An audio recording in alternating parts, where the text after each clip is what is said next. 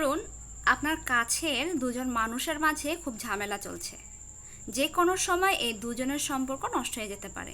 এটা যে কোনো ধরনের সম্পর্ক হতে পারে, মা বাবা, ভাই বোন, বন্ধু বান্ধব, আত্মীয় স্বজন, বয়ফ্রেন্ড গার্লফ্রেন্ড, হাজব্যান্ড ওয়াইফ, যে কোনো সম্পর্কই হতে পারে।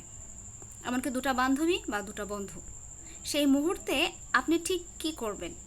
কার পক্ষ নিলে আপনাকে সঠিক বলে মনে হবে, বা কার পক্ষ নিলে আপনি নিজেকে একটা সেফ জোনে রাখতে পারবেন? আপনি দুজনেরই সমান পক্ষ নেবেন, কারণ একটা সম্পর্কে দুটো মানুষ যখন আসে তখন নানান পজিটিভিটি সঙ্গে নিয়ে আসে, কিন্তু সম্পর্ক থেকে যখন বের হয়ে যাবে তখন দুজনই নানান নেগেটিভিটি নিয়ে বের হয়ে যাবে। এজন্য দোষ দুজনেরই থাকবে, কারো কম কারো বেশি, কিন্তু এই দোষটা শুধুমাত্র একজনের দেওয়া যাবে না। দোষটা হলো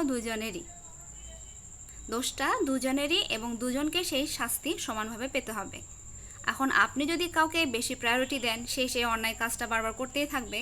আর কাউকে আপনি প্রায়োরিটিই দিচ্ছেন না, তাকে চারিদিক থেকে নানান সমস্যার সম্মুখীন হতে হচ্ছে, ফলে সে জীবনে পিছিয়ে যাবে। কারণ তারও সাপোর্ট প্রয়োজন, দিন শেষে তারও সঙ্গী প্রয়োজন, বন্ধু প্রয়োজন, বান্ধবী প্রয়োজন। তারও একটা জীবন আছে এবং সেই জীবনের জন্য তাকে ক্যারিয়ার গড়তেও আশেপাশের মানুষের প্রয়োজন হয়। এখন আপনি যদি শুধুমাত্র একটা ব্যক্তিকে সবসময় সাপোর্ট দিয়ে যান, সেই ব্যক্তিটা হাজারটা ভুল করার পরেও কিন্তু সে বারবার একই ভুল করবে।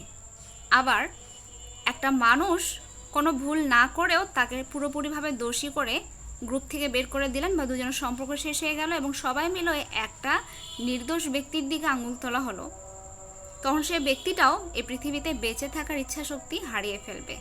পৃথিবীটা নরক মনে হবে এবং একটা সময় পরে এসে সেই মানুষটা নিজেকে শেষ করে দেবে। এই জন্য চোখ বন্ধ করে সবসময় একদিকে যাবেন না, চোখ কান সবসময় খোলা রাখবেন, নিজে সজাগ থাকবেন এবং দুদিকেই সমানভাবে সাপোর্ট দেবেন।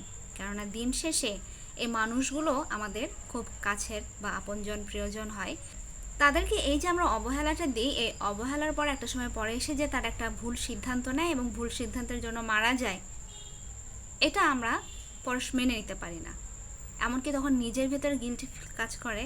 এই গিল্টি ফিল দূর করানোর জন্যই একটাই সমাধান, যে আমরা এই দুজনকেই সমানভাবে প্রায়োরিটি দেব। শাস্তি দিলে দুজনের সমান শাস্তি, প্রায়োরিটি দিলে দুজনের সমান প্রায়োরিটি। এটাই হয়তোবা কোনো একটা সমস্যা সমাধানের ভালো উপায়।